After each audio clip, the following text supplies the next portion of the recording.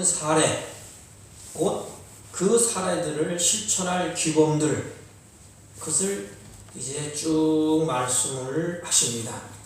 그렇다면 왜 이렇게 해야만 하는가?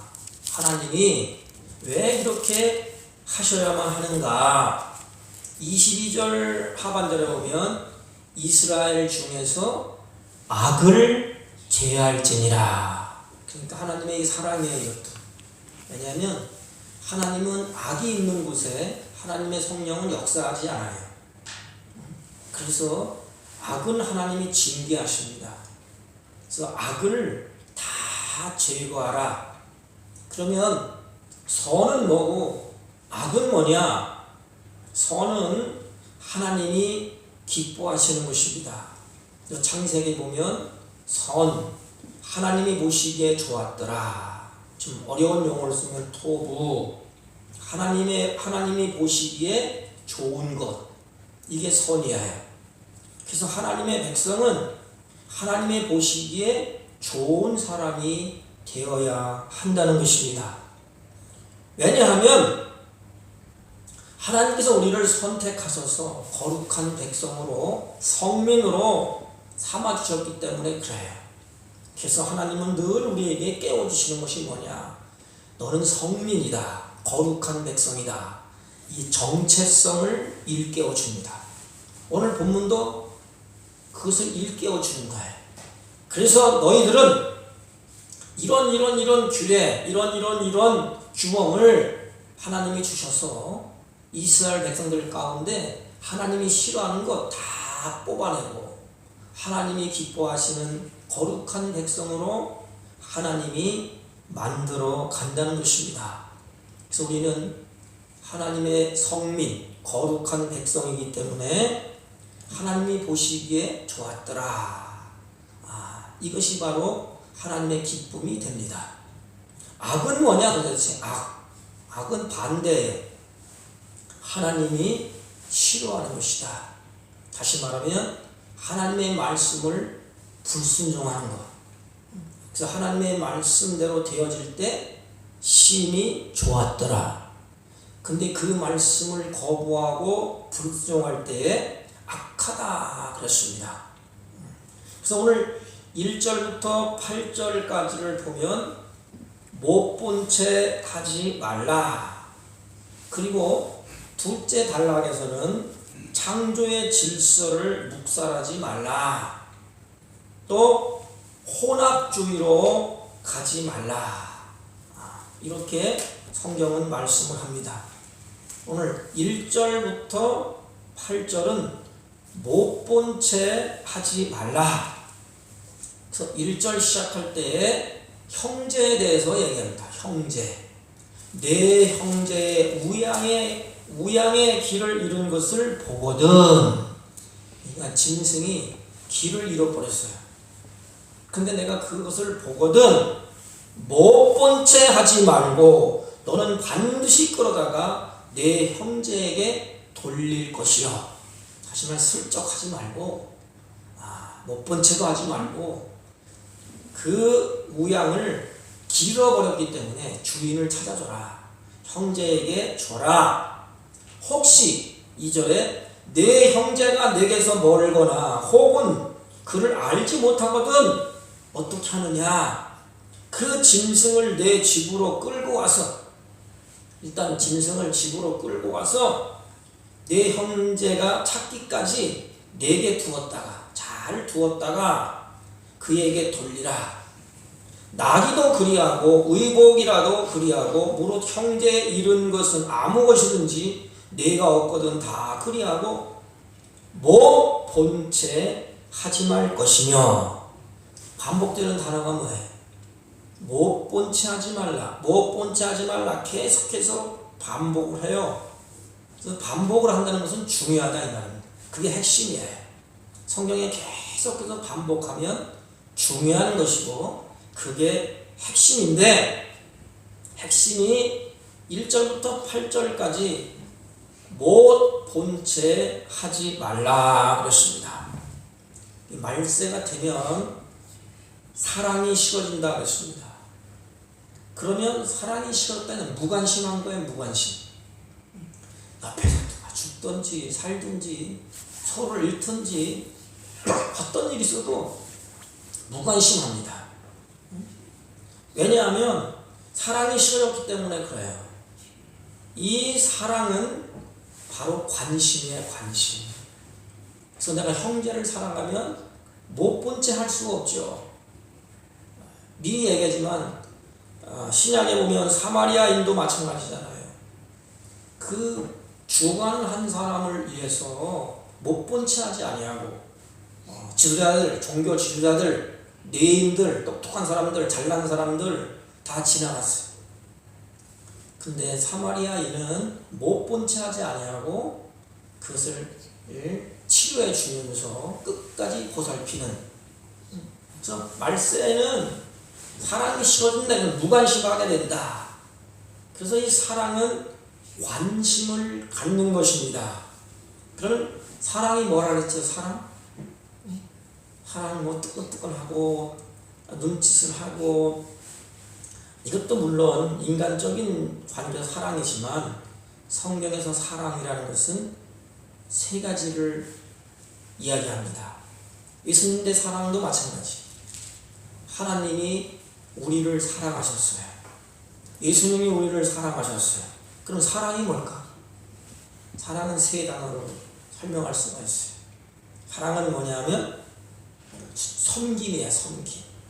그래서 주님이 이 땅에 오셔서 섬김을 받으려고 하지 아니하고 섬기러 왔다. 사랑한다 이 말입니다. 사랑하면 섬기게 되어 있습니다. 그리고 사랑하는 그 자의 말을 들으려고 합니다. 듣는다 이것은 순종을 얘기해. 순종. 그래서 예수님이 이 땅에 오셔서 하나님의 말씀대로 다 순종했습니다. 그 마지막은 뭐냐 하면 희생이에요. 희생.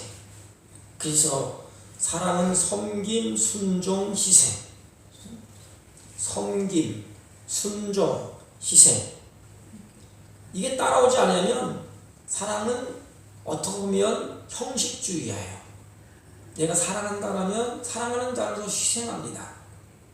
내가 사랑한다 하면 사랑하는 자를 섬기지 않습니까? 어린 꼬마도 부모가 사랑하기 때문에 그 피투성이로 태어난 아이들을 잘 보듬어서 그 아이를 잘 섬겨주지 않습니까? 그리고 순종해. 순종. 근데 말세가 되면 이게 없어요.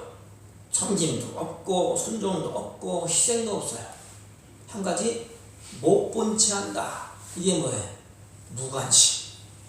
그래서 하나님은 내 형제를 못 본 채 하지 말라. 내 형제의 낙이나 소가 길에서 넘어진 것을 못 본 채 하지 말라 그랬습니다. 그러면서 반드시 이런 표현을 했어요. 반드시 이 말은 이 기회가 실행되어도 좋고 안 되어도 좋고 상관이 없다 이것이 아니고 틀림없이 반드시 시행되어야 한다. 이게 다른 말로 하면 하나님의 다짐이에요. 너는 하나님의 백성, 하나님의 보시기에 좋은 사람. 그래서 너는 반드시 형제를 무관심하면 안 된다. 이런 뜻이에요. 반드시. 그래서 신약 성경에 보면 이 샘플을 우리에게 보여주잖아요. 이렇게 하라. 누가복음 10장에 보면 선한 사마리아 사람의 이야기가 나와요. 또 다 관심이 없을 때 선한 사마리아인은 그 어려움에 처해 있는 그 사람을 외면하지 아니하고 관심을 가지고 잘 돌봐줍니다. 그래서 마태복음 22장 39절에 보면 주님이 이렇게 말씀하셨습니다. 내 이웃을 내 자신같이 사랑하라. 우리는 우리 자신을 얼마나 아끼고 사랑합니까? 이웃을 그렇게 관심을 좀 가져보라 이 말이에요. 그리고 5절 이하에 보면 이웃에게 이렇게 못 본 채 하지 말고 관심을 가져라. 그리고 사랑하라. 그래놓고 나서 5절에 오서는 창조의 질서를 주님이 말씀하십니다. 그래서 창조의 질서, 성의 구분을 묵살하지 말라. 여자는 남자의 의복을 입지 말 것이요 남자는 여자의 의복을 입지 말 것이라. 이와 같이 하는 자는 내 하나님 여호와께 가증한 것이라 그랬어요. 그건 뭐냐 하면 남자가 여자 옷 입고 여성이 또 남성 옷 입고 이것을 말하는 것을 우리는 그렇게만 알고 있지만 하나님은 분명하게 여자와 남자를 만드셨습니다. 그러면 하나님은 어떤 하나님이시냐? 하나님이 여자와 남자를 만드셨어요. 하나님은 어떤 하나님이냐?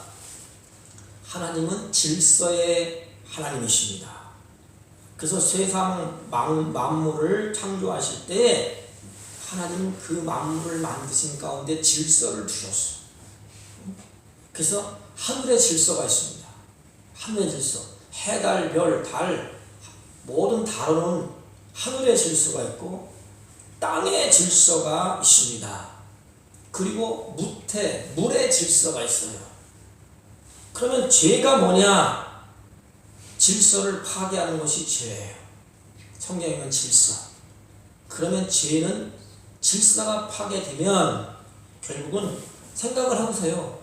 하나님이 질서를 세우며 그 질서를 파괴했어요. 그러면 재앙이 임하는 것이에요. 하늘의 질서가 파괴되면 그 재앙이 임하는 것입니다. 땅의 질서가 파괴돼요. 하나님과 아담과의 하나님이 법을 세워놨잖아요. 그것이 아담에게 그것을 잘 지키고 가면 하나님의 은혜와 하나님의 샬롬을 누릴 수 있지만 그 질서를 파괴하면 결국은 쫓겨나게 되고 죄악으로 말미암아 사망에 이르게 됩니다. 본문에 보면 의복은 꼭 이런 옷만 가리키는 것이 아니고 각종 가정용품, 남녀의 용도로 쓰는 모든 물건을 다 포함합니다. 그래서 하나님은 남녀를 지으실 때 하나님의 질서에 순응하도록 했습니다. 그래서 남자와 여자가 옷을 바꿔 입는 풍습은 원래 이스라엘에게는 없었다고 그럽니다. 근데 그 후대에 가나안인들의 풍습에서 영향을 받은 것이라 그래요. 이런 것이 여호와께서 가증하다. 쉬운 말로는 남자로 하나님 만들어 놨는데 남자가 여성으로 바뀌어요. 오늘날 그렇더라고. 또 여성이 남성으로 또 바꿔놓고 옷도 또 남성이 이 여성 옷을 입고 화장도 이쁘게 하고 또 이렇게 수술도 하고. 하나님은 이 질서를 파괴하는 것, 왜냐면 질서를 파괴하는 것이 죄이기 때문에 질서를 파괴하는 것을 하나님은 가증하다. 우상 숭배와 관련해서도 하나님이 혐오스러운 것, 구역질 난다 그랬잖아요. 그러므로 남녀가 서로 구별하지 않는 모든 행위는 하나님께서 우상 숭배만큼이나 싫어하고 역겨워한다는 거예요. 이게 마지막 때가 되니까 이게 혼합주의, 이게 문제예요. 그래서 하나님은 아주 세밀하게 지적을 하셨어요.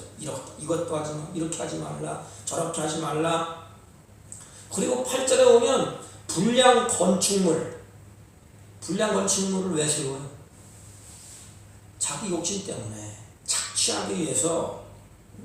그리고 안전을 무시하는 작업장으로 인해서 부상을 입거나 죽음을 방지할 것을 주님이 가르칩니다.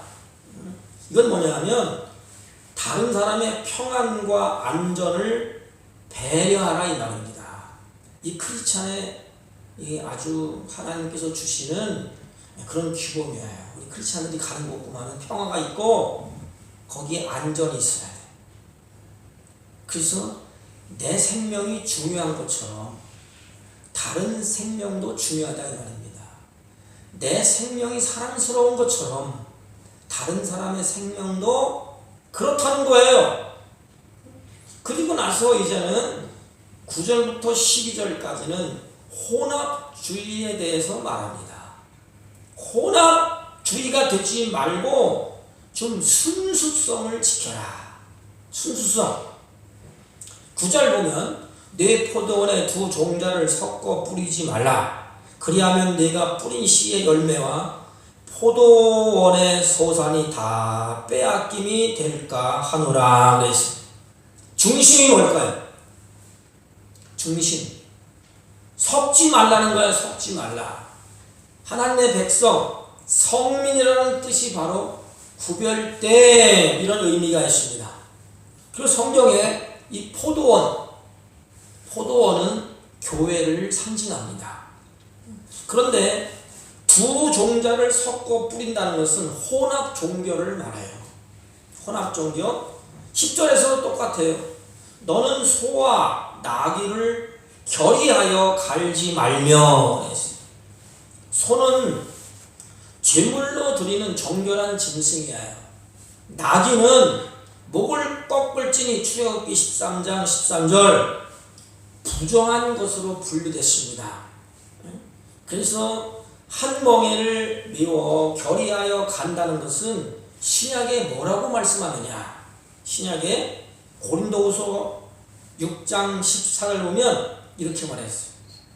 너희는 믿지 않는 자와 멍에를 같이 하지 말라. 그러면서 의와 불법이 어찌 함께하며 빛과 어두움이 어찌 사귀겠느냐. 그러면서 오늘 본문의 11절에도 양털과 배실로 섞어 짠 것을 입지 말라. 이 성경의 의복은 뭐라 그랬어요? 의복. 의복은 행위를 상징합니다. 행위. 에베소 4장 22절, 창세기 35장 2절.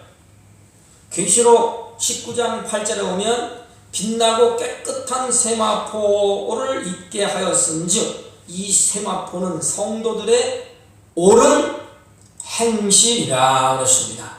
그런데 보세요. 양털과 배실로 짠 혼방 옷이라는 것은 거룩한 척 하는 이중 생활을 상징합니다. 그래서 하나님은 남자와 여자의 옷이 혼합되는 것이나 여자와 남자의 옷이 혼합되는 것을 싫어합니다. 그리고 두 종자를 같이 뿌리는 것도 싫어해요. 소와 나귀를 혼합하여 사는 것도 싫어합니다. 소는 소끼리, 나귀는 나귀끼리 결의하여 농사를 짓거나 마차를 끌어야 한다고 말합니다. 그리고 옷을 짤 때에도 양털과 배실을 같이 혼합하여 짜는 것을 싫어하십니다. 그러면 오늘 본문은 한마디로 말씀하면 하나님은 혼합주의를 싫어한다는 거예요. 그러면 하나님이 싫어하는 것을 충동질해서 자꾸 하라고 그러는 놈이 어떤 놈이에요? 하나님이 싫어하는 건 골라서 하라고 얘기해. 하나님이 기뻐하시는 것, 하나님이 보시기에 좋은 것은 하지 말라고 합니다. 우리 죄악의 본성이 있기 때문에 하나님이 싫어하는 것은 하고 싶고 하나님이 좋아하는 것은 거부하는 것이 질성이에요. 그래서 혼합은 마귀의 속성입니다. 이게 마귀는 혼합되고 섞이기를 바라요. 성경을 보세요. 하나님은 알곡만 뿌립니다. 알곡이 있는데 밭에다 뭘 뿌려놨어요? 몰래 가라지를 뿌렸대. 혼합. 그리고 악을 몰랐던 에덴 동산에, 선만 있던 에덴 동산에 악한 사단이 깨어서 혼합되게 만들었어요. 악을 알게 했단 말이에요. 그리고 만나만 먹어야 하는 광야에서 부추도 먹고 마늘도 먹고 파도 먹고 수박, 참외 먹고 싶은 충동이 막 일어나요. 하나님만 섬기던 솔로몬도 마찬가지. 솔로몬이 잡다만 우상들을 섬기게 될 때에 솔로몬은 결국 망하게 됐어요. 혼합주의, 혼합종교. 이게 마지막 때 무서운 것입니다. 이게 혼합종교. 성경에선 다른 무엇을 혼합하지 말라 했어요. 하나님이 구원을 주신 것도 오직 예수 그리스도 한 분뿐이에요. 우리가 잘 아는 우리 어거스틴의 그 참회로 유명하죠. 어거스틴은 한때 이 마니교 깊이 빠졌던 사람이 어거스틴입니다. 근데 이 마니교의 창시자가 이 마니인데, 그래서 교를 하나 만들었어. 이게 바로 3세기경에 살았던 메소포타미아의 이 마니라는 사람이 의사였습니다. 의사요 또는 화가요 예언자였어요. 이 마니라는 사람이 의사였고 화가였고 예언가였습니다. 근데 이 사람은 예수님, 공자, 그리고 조로아스티를 섞어서 만든 것이 뭐냐면 마니교예요. 혼합해서 만든 것이 마니교야. 그러니까 얼마나 멋있겠어. 오늘날도 마찬가지로 좋은 거 다 빼서 만든 게 뭐예요? 지금 그냥 그 삼척 가다 보면 그냥 멋있게 그냥 그 만들어놨잖아요. 그것도 태백으로 온다며 또.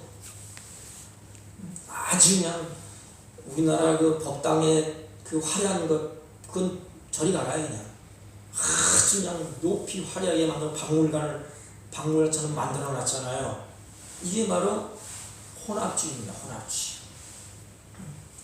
부처도 갖다 놓고, 석가도 갖다 놓고, 예수도 갖다 놓고, 공자도 갖다 놓고, 다 갖다 놓고, 이게 마니교,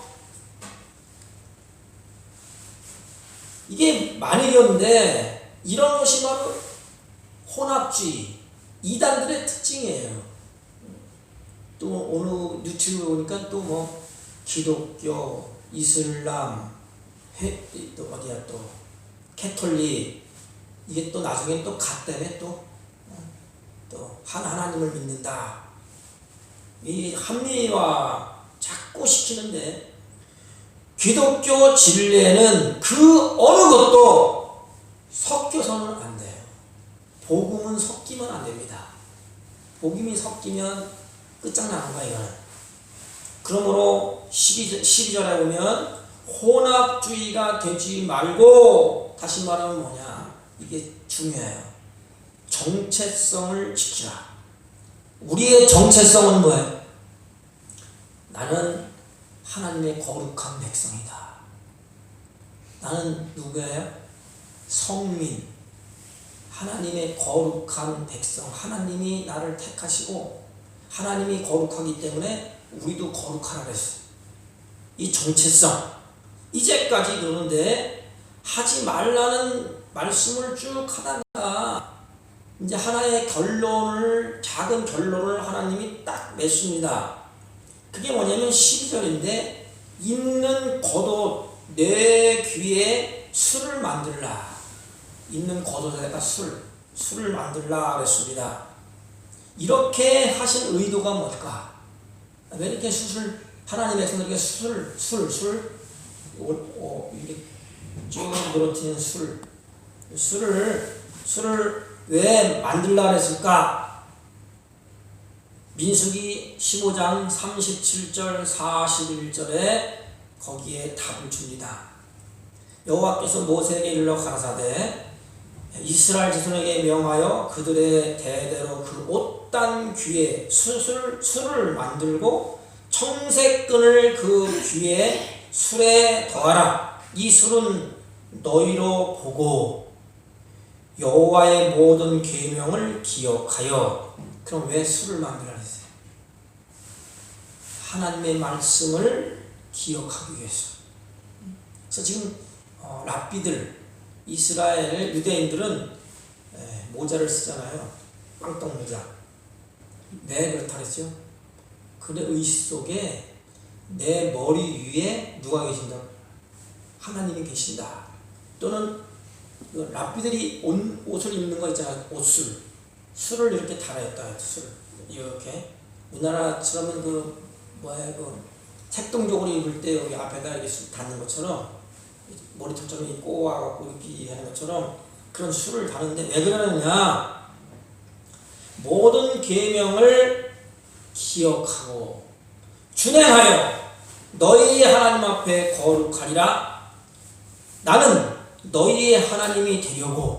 이게 언약입니다. 언약. 성경의 핵심. 하나님은 나는 너희들의 하나님이 될 것이고 너희들은 내 백성이 된다. 이스라엘 분들이 아멘 하잖아요.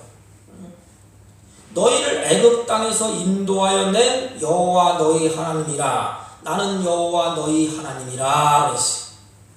그래서 이스라엘 백성들의 정체성을 하나님이 계속 부각시켜요. 그러면서 하나님의 계명을 기억하고 말씀을 기억하고 잊어버리지 말고 그 말씀을 준행하라. 이게 민수기 15장 37절 44절에 그래서 옷술을 달아라. 그래서 이스라엘을 구원하신 하나님을 기억하기 위해서 우리 한 가지 꼭 기억해야 돼요. 나를 구원하신 분이 누구예요? 공자님, 석가님, 맹자도 아니에요. 나를 구원하신 분은 오직 한 분, 여호와 하나님이시다. 이를 기억하라는 거예요. 그리고 나는 그 하나님의 백성이에요. 그러면 나를 구원하신 하나님은 어떤 분이에요? 거룩하신 하나님. 그래서 우리도 거룩하기를 원하셔요. 혼합해서 가는 것을 하나님이 제일 싫어하는 거예요. 말세가 되면 혼합주의로 갑니다. 이게 뭐 기독교만 구원이 있냐? 불교도 좋고 천주교도 좋고 아무거나 다 좋다. 그래서 오늘날 이 목사들, 지도자들도 거기에 헛떡 빠져. 세상 사람들이 볼 때 얼마나 좋아요. 종교를 하는데 뭐 불교가나 천주교나 뭐 가고 싶은 데로 가면 되고 다 똑같지 않느냐. 더 기면 마지막에 가다 보면 다 하나님을 만난대. 이것은 하나님이 싫어하는 거예요. 그래서 이럴 때일수록 우리는 정체성을 분명히 해야 되는 정체성. 나는 거룩한 하나님의 백성이다. 왜? 내가 되고 싶어서 하나님의 백성 된 것도 아니에요. 하나님이 나를 만민 중에 뽑아서 나를 택했어요. 나를 하나님이 택했어요. 그리고 나를 불러주셨어요. 그리고 하나님이 나와 언약을 세웁니다. 너는 이제부터 내가 너의 하나님이 될 것이고 너는 이제부터 내 백성이다. 그건 피로 세운 언약이에요. 이것을 위해서 예수님이 십자가에서 살을 찢고 피를 주셨어요. 하나님의 백성 삼으려고. 그분이 우리를 구원하셨어요. 그렇기 때문에 우리는 더더욱 하나님의 말씀을 혼합하면 안 돼요. 그건 하나님의 인격을 모독하는 거예요. 이 마지막 때가 되면 순결성을 잊어버려요. 그리고 정절을 지키지 않아요. 순수성. 이 순수성이 참 아름답고 좋은 거예요. 깨끗한 것. 왜 그랬을까? 요한계시록에 보면 창세기부터 요한계시록에 보면 하나님은 신랑이라 그랬고 우리는 신부라 그랬어요. 그러면서 신랑이 올 것인데 우리를 데리러 올 것인데 신부가 어떻게 돼요? 정절을 잊어버리면 되겠어요? 깨끗해야 될 거 아니에요. 한 그걸 요구하는 거야. 신랑이 올 때 실망시키지 말라는 거야. 우리는 이 땅에 사는 동안에 주님을 실망시키면 안 돼. 신랑은 신부를 믿고 있는데 내가 가면 그 아름다운 신부를 볼 것인데 내가 오면 다시 신부를 데리고 가야 되는데 보니까 정절도 잊어버리고 순결도 잊어버리고 다 잊어버렸어요. 그래서 13절에 30절까지는 처녀성의 문제, 유부녀의 통간 문제, 약혼녀의 음행 문제, 약혼에 대한 강간 문제, 처녀의 통간 문제 등 성적 순결성을 강조합니다. 이를 말씀하신 의도는 3번이나 강조해요. 이와 같이 하여 너희 중에 악을 제할지니라. 그건 뭐냐면 거룩한 성별. 이 점에서 중요한 요점은 이거예요. 너희 중에, 이스라엘 중에서 악을 제거할 것이라. 한 개인이나 한 가정의 문제가 아니에요. 이거는 하나님의 거룩한 백성들의 문제라 이 말입니다. 근데 이스라엘 백성들이 이렇게 강조했음에도 불구하고 혼합 쪽으로 갑니다. 가난에 들어가서 이들이 하지 말라는 건 골라서 다 해요. 우리랑 똑같아. 이스라엘은 공동체의 순수성, 거룩성을 하나님이 지키라고 말씀을 하셨는데도 불구하고 이스라엘은 그렇게 갔어요. 그래서 결국은 너희들은 틀렸다, 이제 안 된다.